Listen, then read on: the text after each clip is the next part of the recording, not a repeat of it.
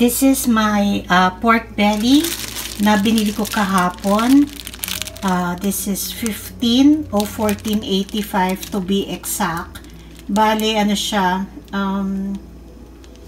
magkano ba to? 2.61 pounds to eh. Parang nasa 5 plus per pound itong binili ko. So, gagawin ko siyang adobo. Tatanggalin kong balat kasi pwedeng pang chicharon yan. 'Di ba? Ayan. Ito na yung na-slice natin na pork. And then, ito yung skin. I-freeze ko muna to kasi minsan iniipon ko yan bago sabay-sabay kong pakukuluan. Okay? So, ito yung gagawin nating adobo. Medyo tansya ko to pero bibigyan ko kayo ng konting tips kung paano nyo maaano yung lasa, ha? Bibigyan ko rin kayo ng measurement pero tansya-tansya din yon. As much as possible, bibigyan ko kayo ng measurement, okay? Let's start. Ito naman parang yung, alam nyo na, every time I cook adobo, it depends on my mood, what kind of ingredients that I want to add, or how I do it. So now, this is the parang, what do you call this? Yung mga sinauna, o kaya yung mga unang way ng pagtitimpla ng adobo. Ang liit pala kasi, so transfer ko dito. Mas maluwag siya na haluin. First is, kung yung sa hindi marunong na magtansya ng ingredients or kinakabahan kayo, you can put all the marinades or the ingredients in a small bowl and then you mix it para ma-taste nyo if you need more, sabihin nating vinegar or more soy sauce, diba? Or sugar. So, sige, I'm using the regular soy sauce. You can use dark soy sauce, pero ito yung, kumbaga, kung yung regular na adobo lang. I am using malaking kutsara. Ito ay pauna lang ha na timpla. We will still taste this pag nagluluto na. So, this is for saltiness and for color also. Okay, so that's ilan ba yung nilagay ko? 3 yata.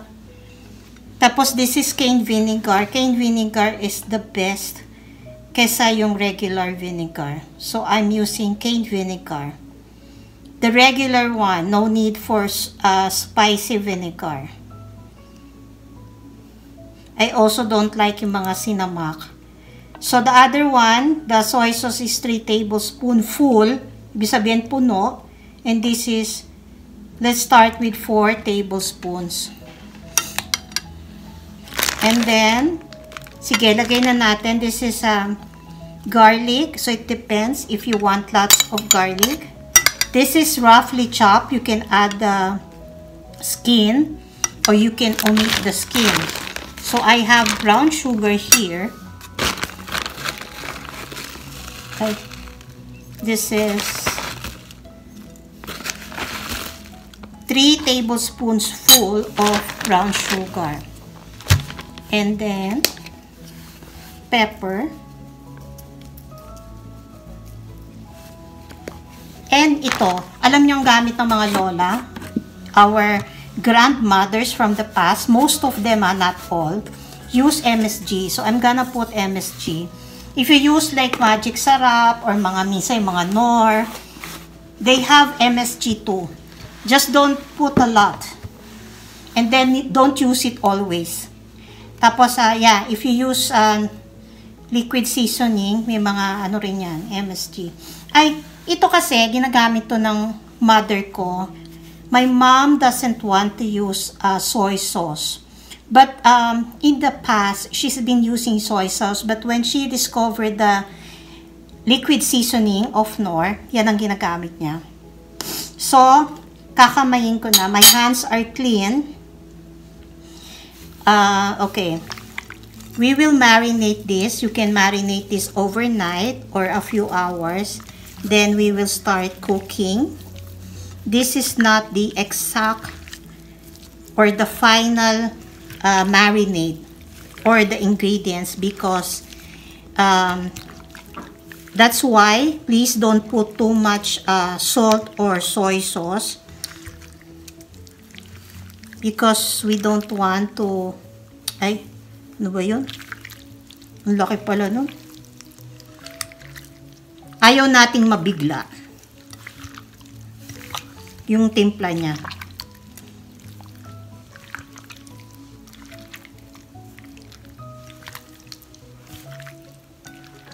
Okay, so that's it. Cover this, or don't cover, it's okay. Just leave it, because this is cold. You can leave it outside for a few hours, or put this in the fridge. Cover and marinate for a few hours or overnight before we start cooking, okay? So, I'll get back to you later.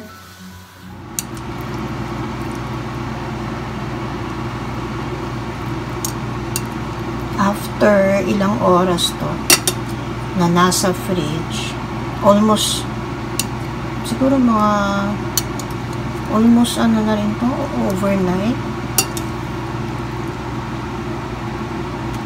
Lagay ko muna to dito sa pan without the marinade. Ito yung marinade.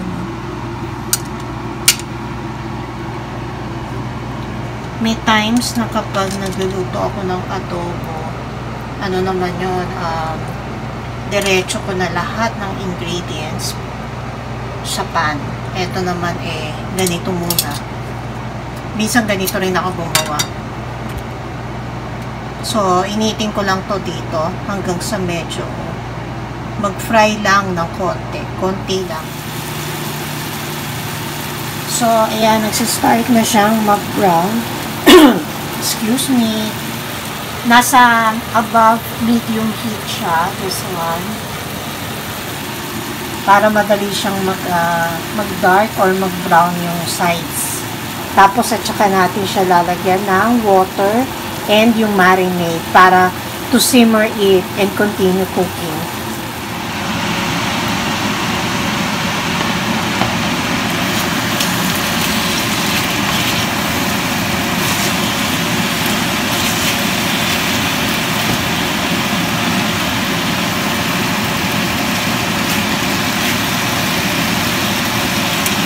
Medyo nagkakaramelize na siya kasi, di ba may brown sugar to?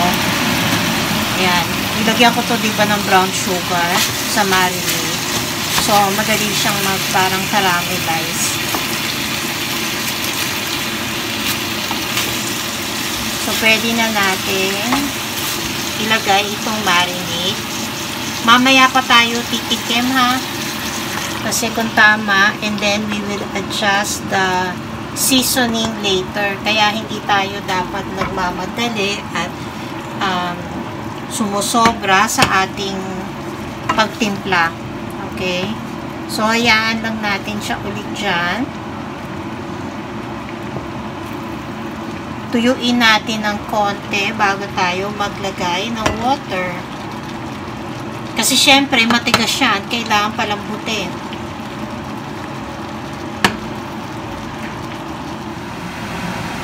As usual, hindi ko na record.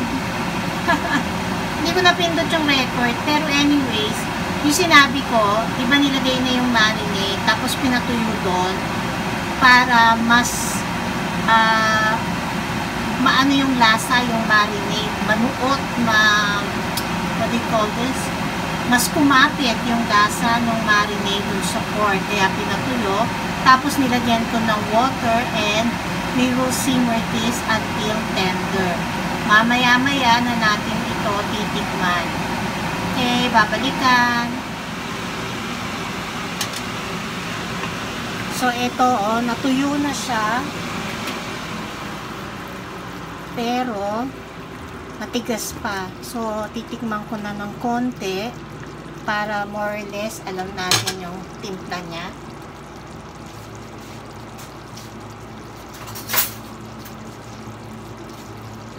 bago tayo magdagdag. Tapos sa bandang huli, pwede pa ulit magdagdag ng ibang pangtimpla.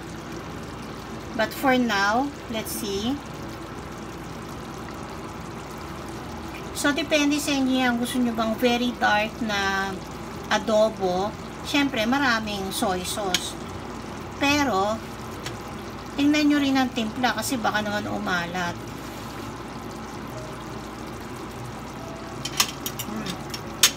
Masarap siya, pero masami. Pero yung ganyan gusto ko, parang asado na siya. Di ba ang asado kasi matamis? So, dagdagan ko muna siya ng 2 tablespoons na toyo. And then, kulang na kulang yung lasa ng aking suka na nilagay kahapon. So, magdadagdag uli ako ng another 2 tablespoons.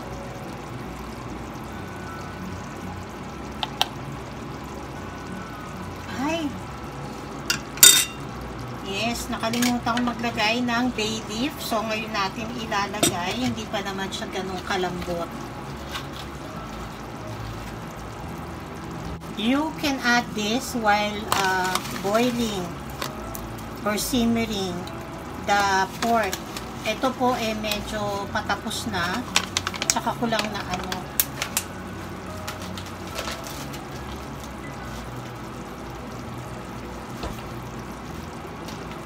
You can also use yung peppercorns. Pero ako pepper na lang. Minsan kasi nakakain mo pa ng